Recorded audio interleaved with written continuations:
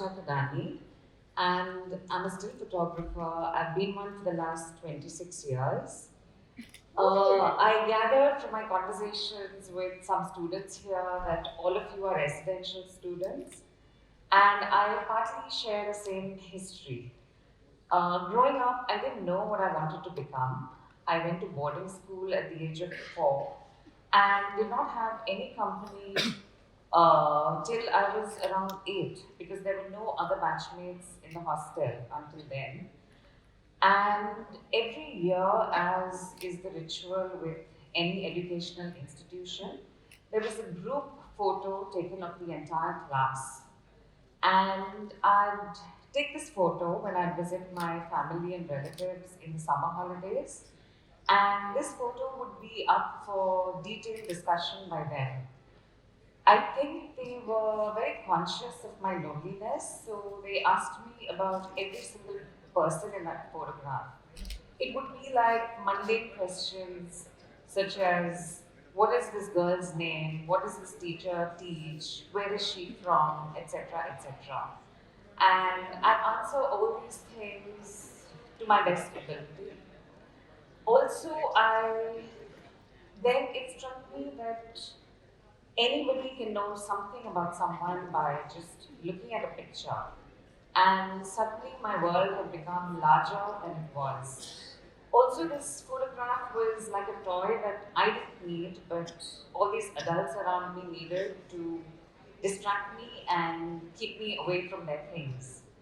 And these things were other visuals available in the house. So I wasn't much of a reader back then, and flipping through comic books, illustrated books, film magazines, and newspapers, I'd examined every picture in great detail.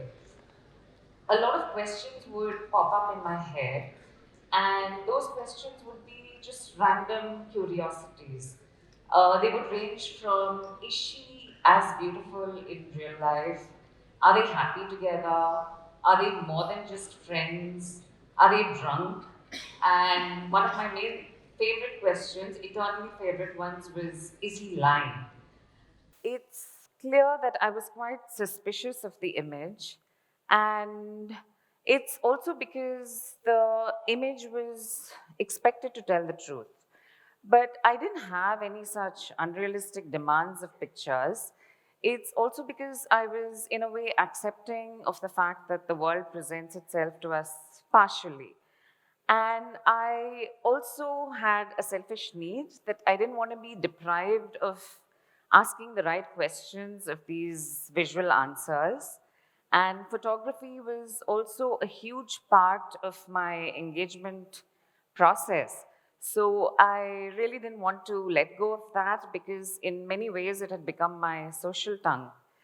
So I always wanted to interact with the picture, and even in my college days, I remember being intrigued about two things belonging in a singular picture, which are not meant to be together, and they also could collide with one another.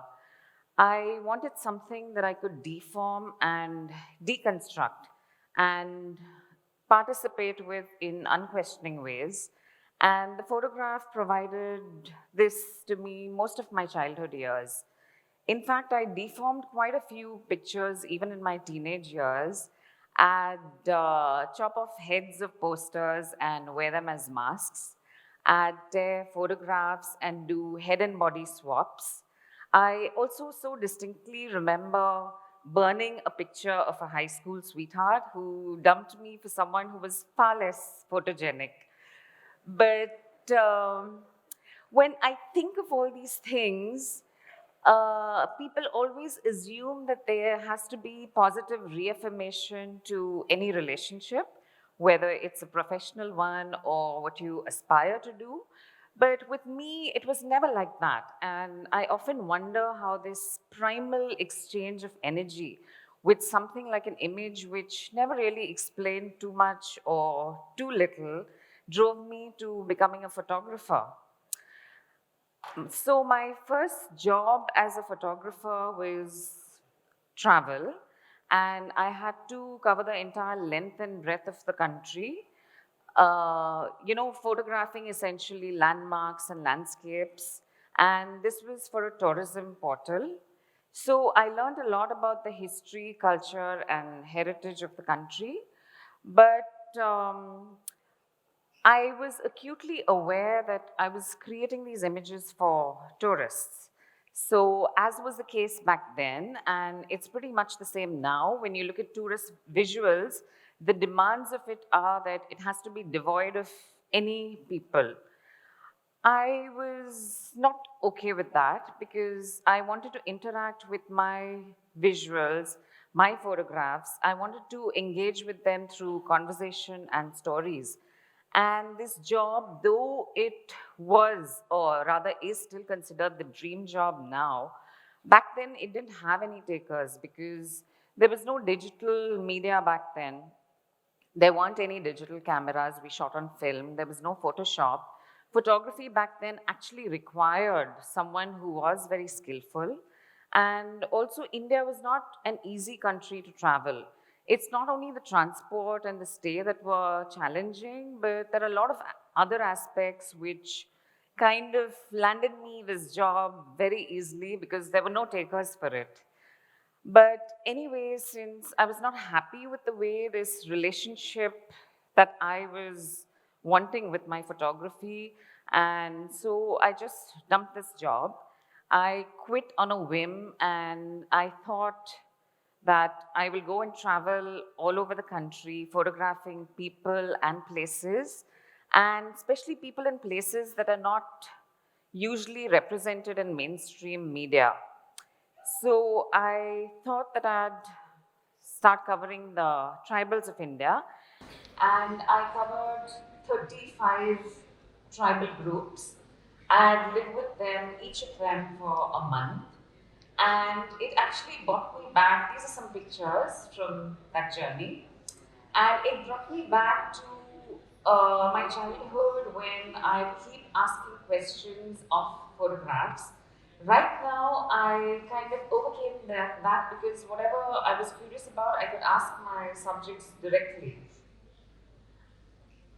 It was a long run journey, but I really gained a lot from it.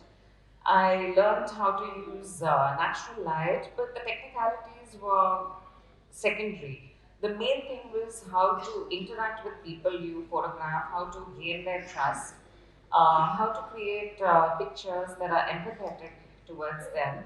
And that's something that I learned during this journey, and it could only happen with living with them because I didn't want to treat it like an animal safari where you just get out your camera and you just keep shooting randomly. I wanted to build up a relationship with everyone I photographed. I also covered then the relationship between people and animals. So I was interested a lot in power structures and hierarchies. So I wanted to cover that in the animal kingdom. So these are some pictures from that. That's the Taj Mahal. So even though this was covering Taj Mahal, but essentially it was different from my tourism job, where it was this conventional picture of the Taj with the water body in front. I wanted to cover the same things through different perspectives and in different ways, and essentially tell different stories about the same things.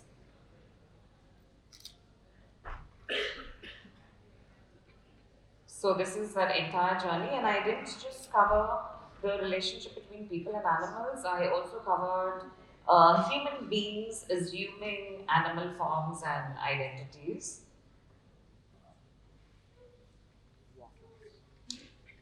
That's the Bishnoi tribe in the Thar Desert. So after I finished this journey, it struck me that I wanted to up the game. I wanted to improve my skills and ways of seeing. So I thought about advertising commercial photography because it's one genre of photography that really demands skill and technique, and these are things that I wanted to pick up through my journey as a photographer.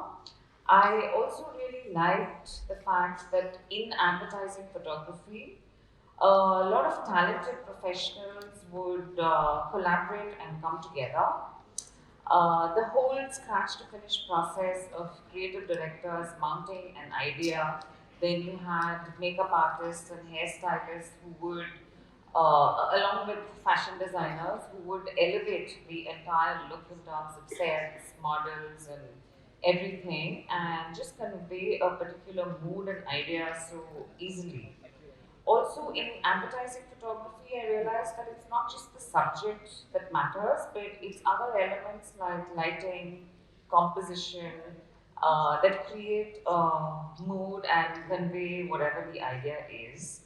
So, this is something that really inspired me.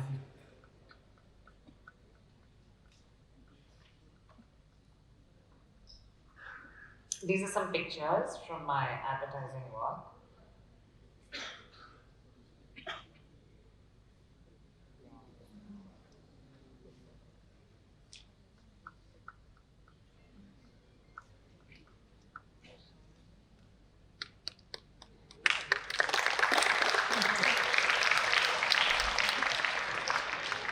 I also liked that in advertising, even an inanimate object was given life. And what really interested me was that everything in advertising was assigned a value and character and personality, whether it was a thing or a person. And this kind of expression of photography was very interesting to me.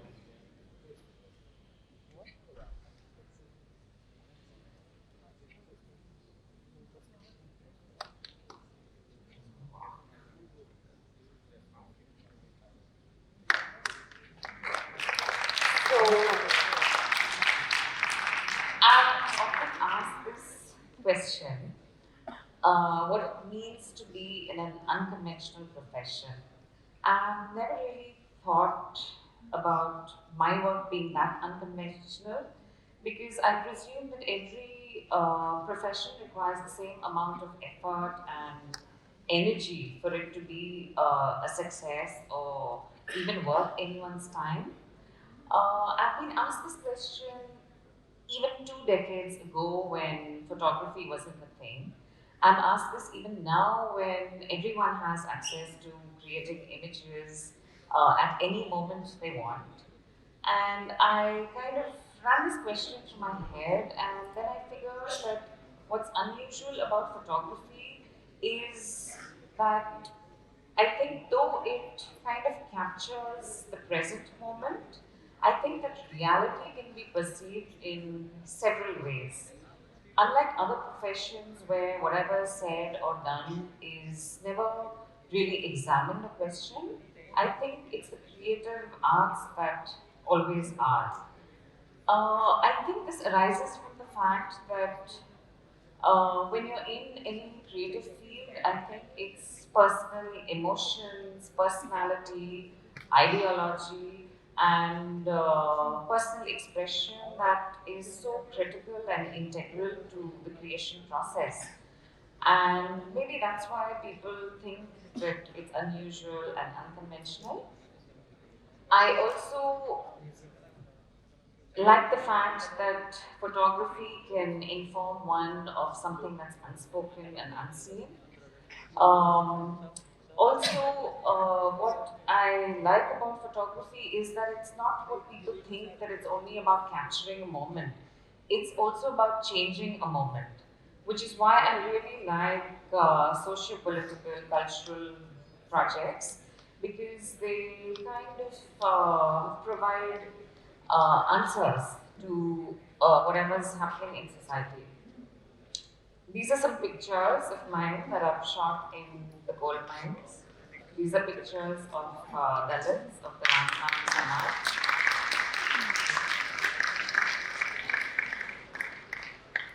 These are pictures of meat markets. Again, these are Dalits. This is Thayam during festivals in Kerala. These also are involving Dalits.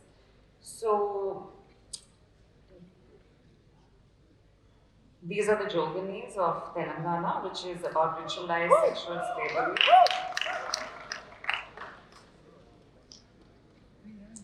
So, yeah, so my entire process of photography is that I want to be authentic to what I do. And photography, it's not only about telling the truth, but it's also about telling uncomfortable truths. And I think that whatever I shoot, I want it eventually to be a self portrait that represents my feelings, values, and attitudes towards my work. In fact, my pictures, I often look at them as mirrors that I can look into and identify myself. And I think it's this particular habit of mine that's taken me so far and hopefully will for many more years. So hope you found this useful and thanks.